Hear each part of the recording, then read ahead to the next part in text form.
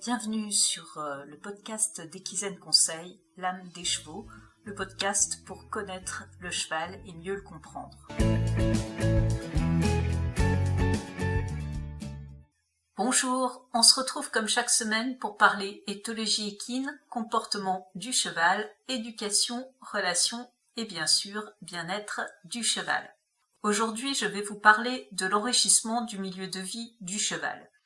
Les enrichissements, ça va être des éléments qu'on va ajouter à l'environnement de vie pour apporter des stimulations dont l'objectif est de favoriser les états émotionnels positifs.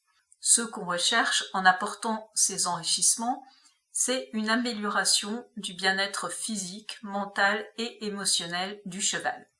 Je vous rappelle la définition du bien-être animal, celle donnée par l'ANSES en 2018. Le bien-être d'un animal est l'état mental et physique positif lié à la satisfaction de ses besoins physiologiques et comportementaux, ainsi que de ses attentes. Cet état varie en fonction de la perception de la situation par l'animal. Ce qui est important dans cette définition, c'est qu'on doit s'intéresser à chaque individu. On peut offrir des conditions de vie idéales sur le papier, et certains chevaux seront peut-être malgré tout en situation de mal-être. Ce qui doit être pris en compte, c'est la manière dont chaque cheval perçoit la situation.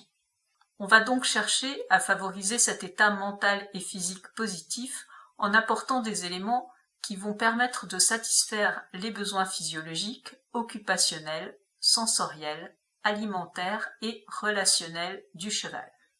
Lorsqu'on va mettre en place un ou des enrichissements, il est primordial de se poser les questions suivantes. Est-ce que le cheval montre de l'intérêt ? Il est tout à fait possible que l'enrichissement que vous proposez n'intéresse absolument pas le cheval. Pendant combien de temps le cheval s'intéresse-t-il à l'élément qu'on a ajouté ? La durée d'attention est souvent très limitée. On peut aussi regarder si le cheval s'intéresse à l'enrichissement à plusieurs reprises au cours de la journée. Enfin, autre question, est-ce que cet élément a un impact positif sur son bien-être ? Parce que c'est le but recherché.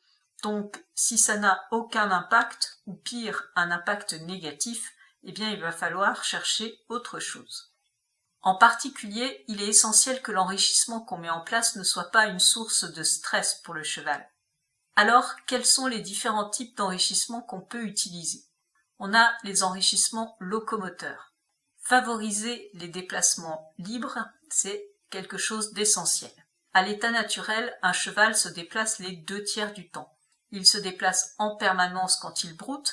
Si vous avez déjà observé un cheval en train de brouter, vous avez certainement vu qu'il est tout le temps en train de marcher en même temps.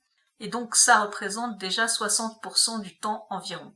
En plus, il consacre sur l'ensemble de la journée 1h30 à 2h à se déplacer cette fois-ci pour aller d'un point à un autre.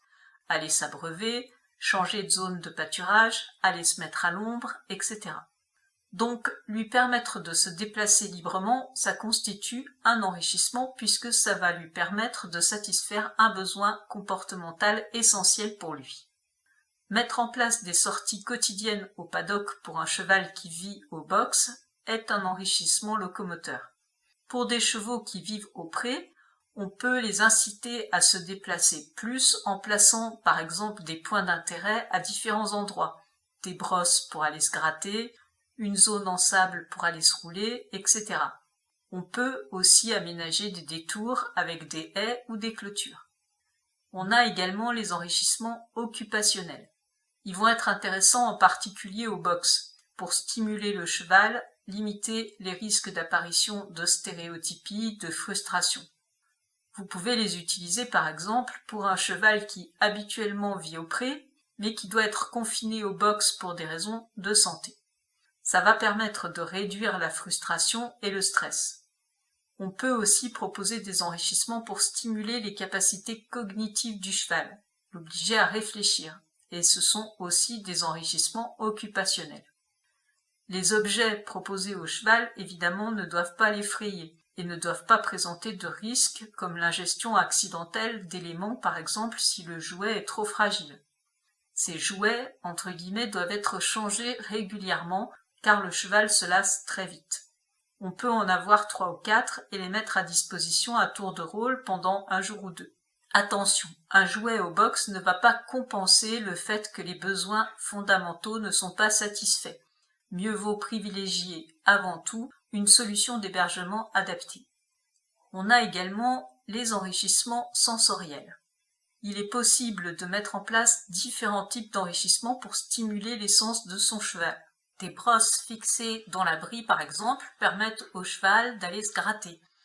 Des études aussi ont montré que la musique classique avait un effet apaisant.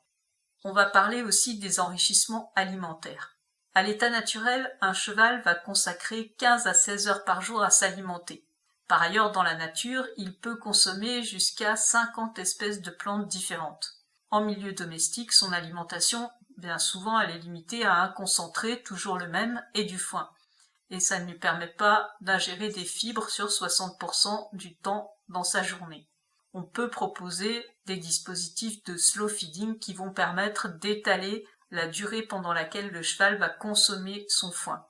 On peut aussi proposer différents types de fourrage ou de la paille en plus du fourrage pour prolonger le temps d'ingestion. On peut aussi cacher des carottes, des morceaux de pommes dans le foin ou dans les jouets. Autre possibilité, mettre à disposition des branchages avec des feuilles, du noisetier, du saule. Attention quand même au choix des essences, certains végétaux sont toxiques pour le cheval. Enfin, les enrichissements sociaux. Il est important de permettre à son cheval d'avoir des contacts libres avec des congénères. Ça fait également partie de ses besoins fondamentaux.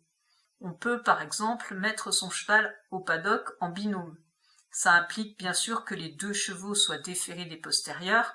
On peut aussi avoir des paddocks mitoyens avec une clôture intermédiaire qui permettent des interactions. Une clôture en bois ou avec des sangles en caoutchouc. Au box, certaines parois permettent les contacts, des grilles à barreaux qui permettent des contacts visuels, des flairages, ou même des demi-parois par-dessus lesquelles les chevaux peuvent passer la tête pour faire de l'halo grooming. Avec ce type d'aménagement, ça implique d'être très vigilant aux affinités entre les chevaux. Si on place côte à côte des chevaux qui ne se supportent pas, ça va plutôt être source de stress et ça ne sera pas vraiment un enrichissement. Évidemment, ces enrichissements sont à adapter en fonction du mode de vie du cheval. On ne proposera pas les mêmes enrichissements à un cheval qui vit en groupe au pré, ce qui constitue déjà en soi une forme d'enrichissement, et à un cheval qui vit 100% au box. Pour finir, quelques points importants à respecter, quel que soit le type d'enrichissement que vous souhaitez mettre en place. On l'a déjà dit, il faut mettre en place des choses qui visent à satisfaire en priorité les besoins fondamentaux du cheval. Du fourrage accessible en permanence, des déplacements libres, des contacts sociaux. Il faut chercher à combiner les enrichissements. On peut alterner les enrichissements, proposer des enrichissements de différentes natures. On l'a évoqué également, attention à la sécurité. Pas d'éléments sur lesquels le cheval pourrait se blesser ou des jouets dont il pourrait ingérer des éléments. Attention aussi de proposer des enrichissements alimentaires comestibles pour le cheval. En permanence, c'est primordial pour nous d'observer, d'adapter. Est-ce que mon cheval, est-ce que les chevaux du groupe sont intéressés? Quelle est leur durée d'intérêt? Est-ce que le bien-être du cheval est amélioré par rapport à la situation avant enrichissement? Et bien sûr, il faut veiller à ce que ces enrichissements procurent des émotions positives puisque c'est leur fonction et surtout pas du stress, de la peur ou de la frustration. Si vous souhaitez échanger au sujet de votre cheval ou si vous souhaitez approfondir vos connaissances, n'hésitez pas à réserver un appel découverte avec moi. On pourra échanger ensemble pour voir ce qui est le mieux adapté pour vous. Je vous propose également une offre découverte avec une mini-formation « Créer la connexion » à tout petit prix. Les liens sont en description. On se retrouve la semaine prochaine pour un nouveau sujet. Et d'ici là, belle semaine à tous.